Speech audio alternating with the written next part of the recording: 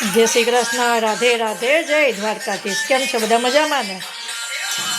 બધા મજામાં જશો અને મારો દ્વારકાધીશ બધાને મજામાં જ રાખશે. જો આપણે બપોરના ટિફિન કરી ને ફટાફટ 2 વાગે ગયા હતા ગાડી શીખવા. આવી પાછા દીવા કર્યા અને પાછા ઓર્ડરમાં લાગી ગયા છે. જો આજે મેં શું કર્યું હું તમને બતાવું. હા જો અત્યારે આ છે રીંગણા બટેટા ને વટાણાનું શાક. ટિફિન ભરાય છે, ડુંગળી સુધારાય છે. જો અડધા રોટલા બધા પેકિંગ થઈ ગયા છે, અડધા હજુ કરવાના છે. જો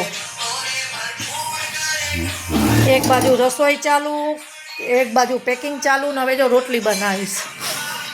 ઘણી રે ખમ્મા તને ગજી રે ખમ્મા, મારા દ્વારાથી તને ખમ્મા રે ખમ્મા. હવે રોટલી કરવાની છે ને. જો એક બાજુ હવે ડુંગળી સુધારશે. હજુ આજો ભરેલા મરચાં કરવા છે ને. હવે આપણે કામે લાગી જઈએ પાછા, નગર પાછા હવે ટિફિન લેવા આવશે.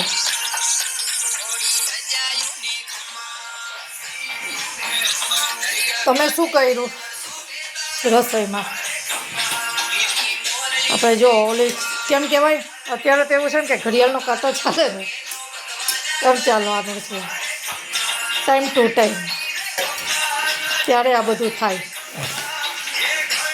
જો હું રાંધી તો દઉં પણ અડધા ઉપર મહેનત આને કરવાની. જો પેકિંગ એનું ચાલુ જ હોય, સુધારવાનું.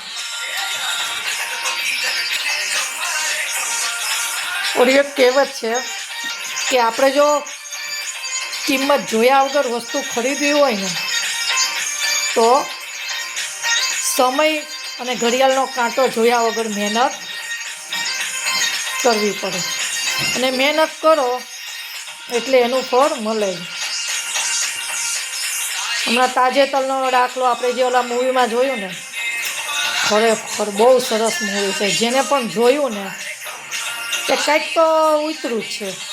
કાંઈક એટલે ઘણું ખરું. માણસ કહે ને આખી એની વિચારસરણી માણસની બદલી જાય જોવે ને તો. જાજી રે ખમ્મા ઘણી રે ખમ્મા. એ પછી ઓર્ડર ભરજો. જય શ્રી કૃષ્ણ તો કયો હોય. ખમ્મા રે ખમ્મા. ગીત સાંભળતા સાંભળતા કામ કરીએ ને, કામનો થાક જ ન લાગે.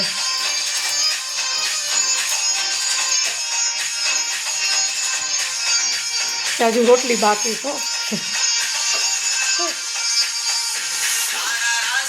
ને ખમ્મા ને ખમ્મા ને ખમ્મા રે ખમ્મા ને ખમ્મા ને ખમ્મા.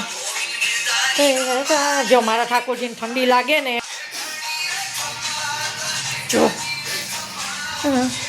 જો સ્વેટર પહેરાવી ને પોઢાડી દીધા. હમણાં પોઢાડી દઈશું બેઠા.